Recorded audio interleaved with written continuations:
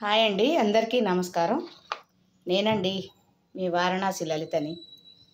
ఈరోజు టమాటా కూర, రైసు మా పాపకు బాక్స్ పెట్టుకొని వెళ్ళిందండి.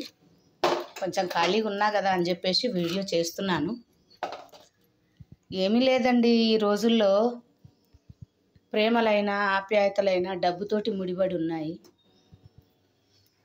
ఎందుకంటే వెనకటి రోజుల్లో ఎంత కోపం వచ్చినా, ఎంత గొడవ పెట్టుకున్నా 2 రోజులు 3 రోజులు మాట్లాడకుండా ఉండేవాళ్ళు. తర్వాత ఆటోమేటిక్గా కలిసిపోయేవాళ్ళండి. కానీ ఈ రోజుల్లో అట్లా కాదండి. నువ్వంటే నేను పడతానా, నువ్వు అనేదేంటి, నువ్వు మాకేం మేలు చేశావు, నువ్వెందుకు గన్నావు, నువ్వు గనటం వల్ల మాకు వచ్చిన ప్రయోజనం ఏంటి అనేసి తల్లిదండ్రులను అనటం, తల్లిదండ్రులను తూలనాడటం జరుగుతుందండి ఇప్పటి వ్యవస్థ. ఏమన్నా అంటే ఇక అది వేరే విధంగా వస్తుంది. కానీ మీరు అసలు మనుషులేనా అనే విధంగా ట్రీట్ చేస్తున్నారండి తల్లిదండ్రులని. కానీ అది చాలా బాధపడాల్సిన విషయం. బాధపడుతున్నాం కూడా. మరి వాళ్ళు తల్లిదండ్రులు అయ్యారండి, వాళ్లకు పిల్లలు ఉన్నారు. మరి వాళ్ళకి ఆ పిల్లల వయసు, మా వయసు వాళ్ళకి వచ్చే వరకు మరి అప్పటికైనా అర్థమవుతుందో లేదో తెలియట్లేదు. కానీ మిత్రమా, కొన్ని విషయాలు చూస్తుంటే చాలా భయం వేస్తోంది. ఒక తల్లిని చంపటానికి ఫ్రెండ్స్ తోటి వచ్చి ఒక 16 ఏళ్ల పిల్ల చంపింది అని అంటే అది ఎంత దారుణం చెప్పండి.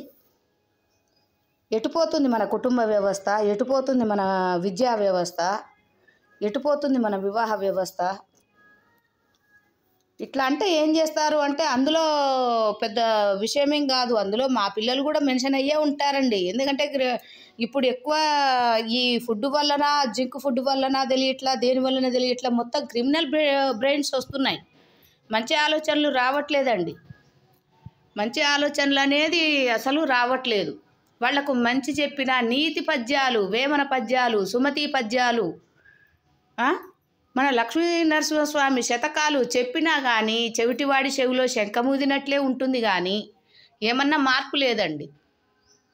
తల్లిదండ్రులు వచ్చినప్పుడు తండ్రి పక్కన ఆడపిల్ల కూర్చోకూడదండి.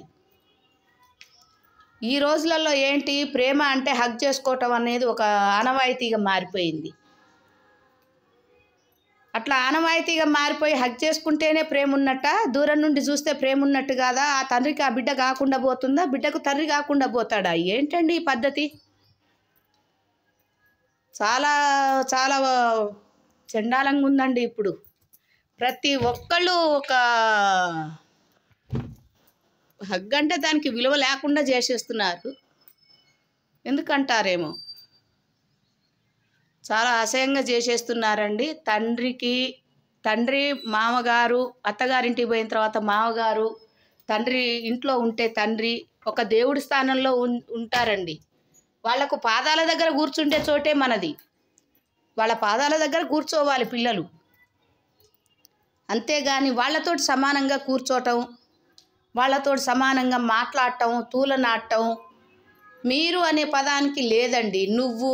నువ్వు అని సంబోధిస్తారు. అదేంటండి నువ్వు అని ఏకవచనంతో మీరు అనాలి. అత్తగారినైనా మామగారినైనా మీరు అని సంబోధించాలి.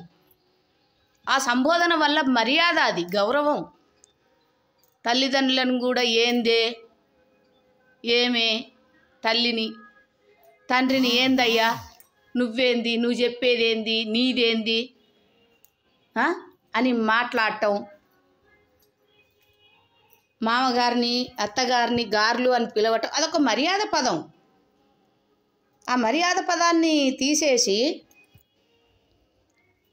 మేనత్త మొగుడిని మామయ్య అని పిలుస్తారు, మేనమామ భార్యని అత్తయ్య అని పిలుస్తారు. వాళ్లకు గార్లు అవసరం లేదండి. కానీ పెళ్ళైన ఆడపిల్ల అత్తగారింటికి పోయిన తర్వాత అత్తయ్య గారు, మామయ్య గారు అని పిలవటమే సభ్యత.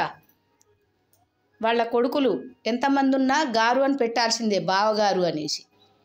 ఆడపడుచుంటే వదిన గారు, మేన వదినైతేనే వదిన అని పిలవాలి. ఆడపడుచుకు ఉన్నది అంటే వదిన గారు అని చెప్పాలండి. ఇలా చెప్పకపోగా వాళ్లకు విలువనియ్యకుండా మాట్లాడటం, చెయ్యటం, తల్లిదండ్రులను తూలనాడటం, అక్కా చెల్లెళ్ళను తిట్టుకోవటము, అసలు మర్యాద పద్ధతి అనేది లేకుండా నాకెందుకోనండి ఈరోజు ఆలోచన వచ్చేసింది. అంటే మీరు అన్నారా అనేసి అంటారేమో కానీ మా తరానికైతే మేము అట్లనే పిలిచేవాళ్ళమండి. అట్లాగే పిలిచాము, అట్లాగే పిలుస్తున్నాం కూడా. ఆ మర్యాద పద్ధతి ఒంటరి జీవితాలు అయిపోయి మాకు ఎవరు వద్దు, మేము ఎవరితోటి ఉండము, ఎవరితోటి చెయ్యము, మా ఇష్టము అనే రీతిలో మాట్లాడే పిల్లవాళ్లకు మనం చెప్పేది ఏందండి? చెప్పినా వినిపించుకునే పరిస్థితిలో వాళ్ళు లేరు. అది కూడా ఒక ఆలోచన. ఎందుకంటే మేము చదువుకున్నాము, మేము ప్యాకేజీలు వస్తున్నాయి, మాకు ప్యాకేజీలు ఉన్నాయి, మాకు లక్షలు ఉన్నాయి, మేము ఏదైనా సరే బయట నుండి తెప్పించుకుంటాము, మీరు వండి పెట్టకపోతే మాకేమవుతుంది అనే విధానంలో మాట్లాడుతున్నారు. కానీ అది తప్పండి. ఇవాళ వాళ్ళు లేకపోతే మనం లేవు.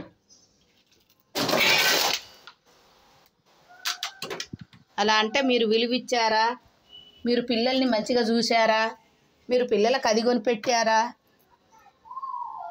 అవునండి, వాళ్ళ పరిస్థితి బాగలేదు, వాళ్ళు చెయ్యలేదు, జన్మిచ్చారు, వాళ్ళు ఉన్న దాంట్లో కడుపు నిండా అయితే అన్నం పెట్టారు, కట్టుకోవటానికి బట్టలు ఇచ్చారు కదండి, బజార్లో వదిలిపెట్టలేదు కదా. మీరు అలా ఎందుకు అనుకుంటున్నారు?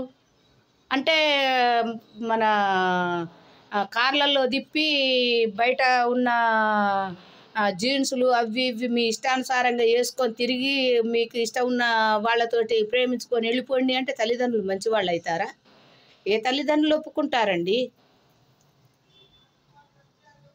అది ఎవరు ఒప్పుకోరండి. ఒక కుటుంబ వ్యవస్థలో ఉన్నవాళ్ళు ఎవరైనా సరే కుటుంబ పద్ధతిని, వెనకటి నుండి వచ్చిన ఆచారాలని, సాంప్రదాయాలని వదులుకొని మీకు స్వేచ్ఛని ఇవ్వాలి అని అంటే ఇప్పుడు కేసులు అంటున్నారు. ఒకప్పుడు ఇవన్నీ లేవండి. మాకు 50 ఏళ్ల వయసు వచ్చినా కానీ మా అమ్మగారిని, నాన్నగారిని మేము విలువగానే గౌరవించాము, విలువగానే చూసాము. వాళ్ళ మాటలకు కట్టుబడి మేము ఇది చేస్తున్నాం.